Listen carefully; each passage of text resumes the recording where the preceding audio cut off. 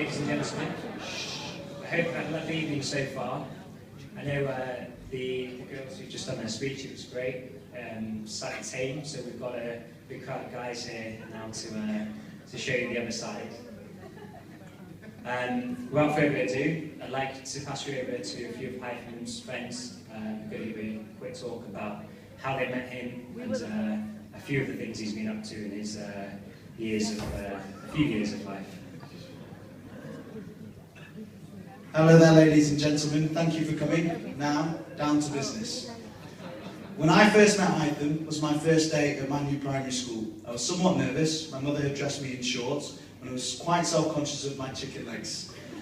My auntie asked me to drop me off at Altrincham Prep School with a phrase that's always stuck with me since: any problems, speak to Hiatham. To which I replied, who is Hiatham? Needless to say, I was soon to find out. The first break of new school came. The new boy was always going to be a target. I was approached by two kids, almost backed up against the wall in the playground. Apparently trousers weren't the new cool thing. Thanks, Mum. So these two shady characters are drawing in. My heart's beating fast. For all I knew, these could be my last breaths. After 5 minutes of intense scrutiny and escalation, a dark figure came out from almost nowhere. Oi, what do you think you're doing? These two kids hesitated. You could hear the fear in their voices. Nothing, he's wearing shorts. To which this caped crusader replied, you leave him alone, he's with me. My saviour, an unlikely hero, this scrawny little Asian kid. The kids ran off, never once considering to question. I asked the hardman what his name was. He replied, Hiatham. To which I replied, you're Hiatham. My auntie told me about you. From that day on, my school life was plain sailing. Hiatham Javed, a person which for once, his reputation did him no justice. Fiercely loyal, a chihuahua.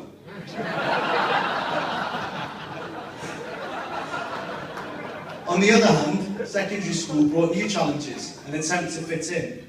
It was at this point when the tables turned, and I was the one he looked up to.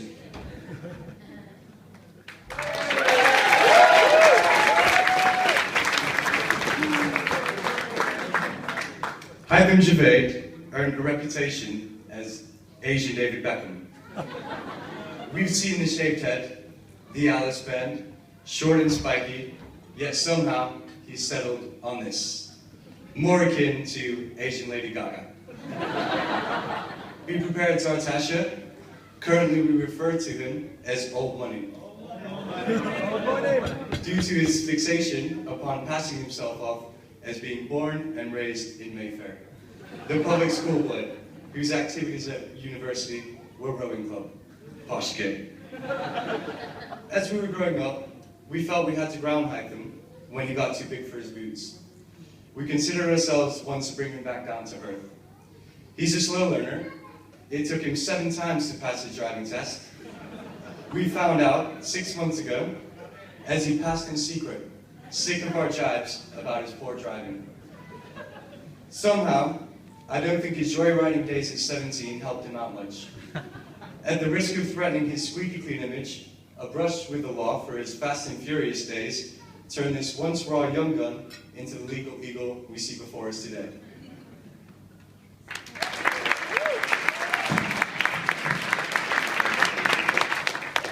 Assalamu alaikum, everybody. It's great to see you all. It's fantastic event. I've been told to share some words with you all about my old friend Hiatham. I've known Hiatham since I was 4 years old. I have vague memories of playing football with him in the APS small playground at the start of our school life.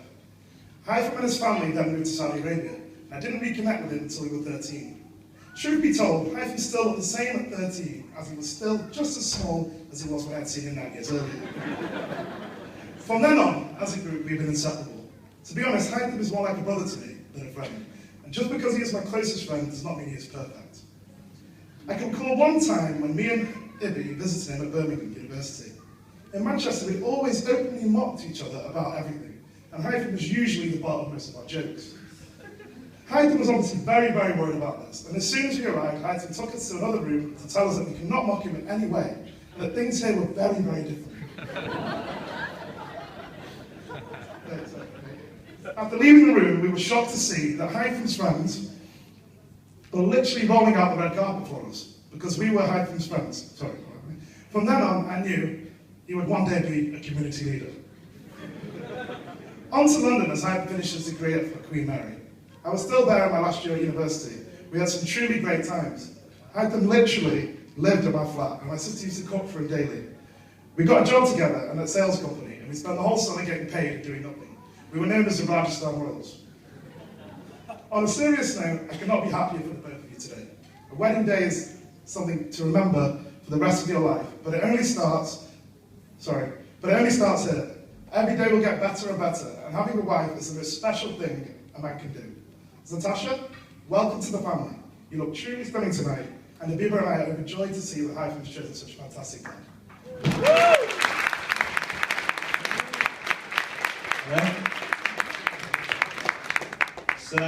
So all of our speeches have gone through mass media censorship today in the form of proofreading by Auntie Ghazala.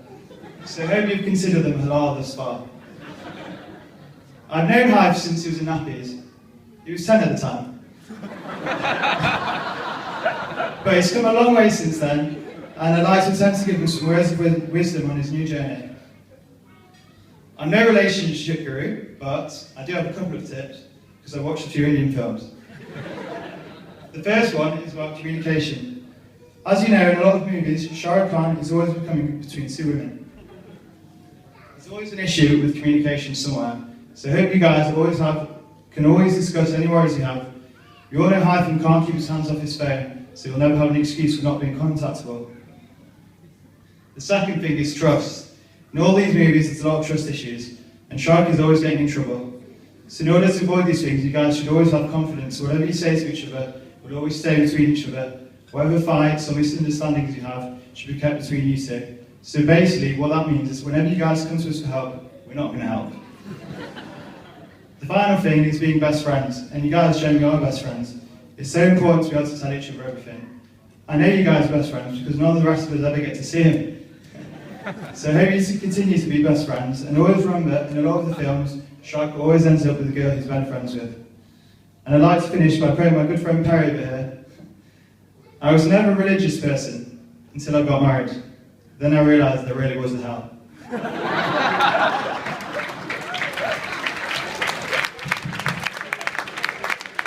That was a joke. No, it's true. Hello everyone. Tom and I are here to talk about Hiatham at university. Indeed. Like his time at Birmingham, this will be brief.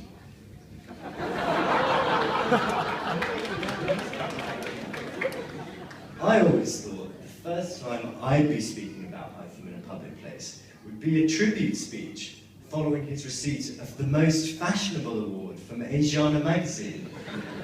Hiatham's always had a soft spot for exuberant dressing. He single-handedly showed Birmingham that straighteners and diamante sunglasses were no longer merely in the realm of the female gender.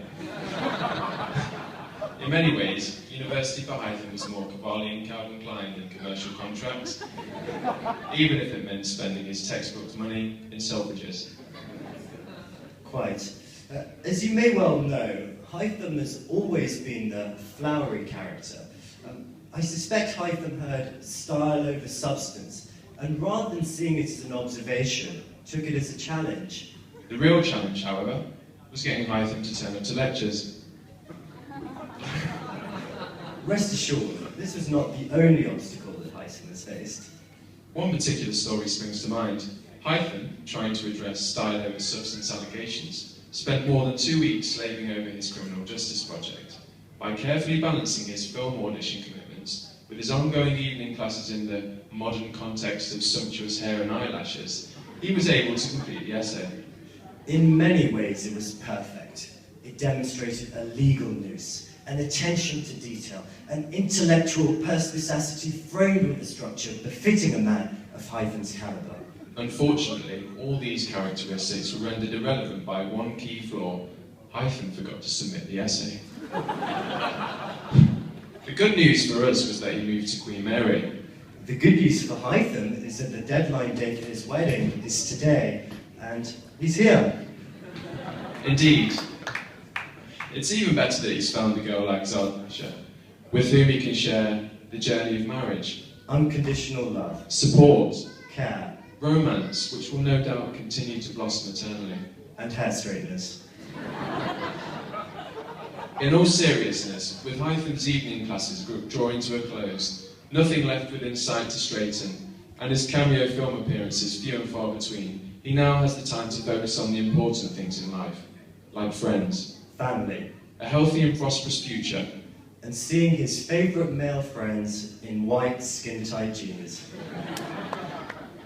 Without further ado, I'd like to extend my heartfelt congratulations to both families and to Hiatham and Zartasha. Hiatham, you're one lucky guy.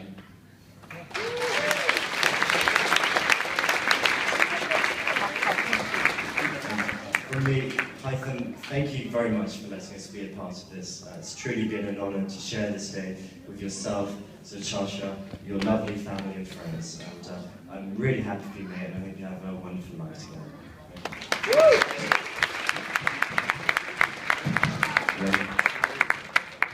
Hi everyone. As you can see, I don't have a piece of paper in my hand. I haven't got any words to read from. I guess you can call that being brilliantly unprepared. Now, that also means I can say pretty much whatever I want right now, doesn't it? Nervous? I am. No, anyway, so, first of all, I'd like to say this is my first Asian wedding, and this is truly humbling to see that both of you have such wonderful friends and family that can make it to this very wonderful wedding, and I'm very happy that you've chosen me to be a part of it, so thank you very much, Hiatham. Further to that, I'd also like to say that the style and quality of this wedding has been something truly breathtaking, and again, it's something that a lot of us will have to live up to when we get married, so thanks for that, mate. I'd also like to continue and say I've met quite a few wonderful people here, but there is one person I haven't met. I'm trying to find the lady over there, Mrs. Javaid. I've heard so many wonderful things about you, and that's one thing I need to put right by the end of this wedding, and I'm definitely going to introduce myself. I've heard some brilliant things from everyone in this queue, so I think it's about time that I introduce myself to you. And to both families, thank you very much for organising this. This has been truly wonderful. And to both of you, you both have started and kindled a wonderful flame which shall burn forever longer. And I'm very proud of you, Hiatham. And I've not had the pleasure of getting to know you properly, Zartasha, but I'm sure you two are perfect for each other. So join me in saying thank you to these two for a wonderful, wonderful time.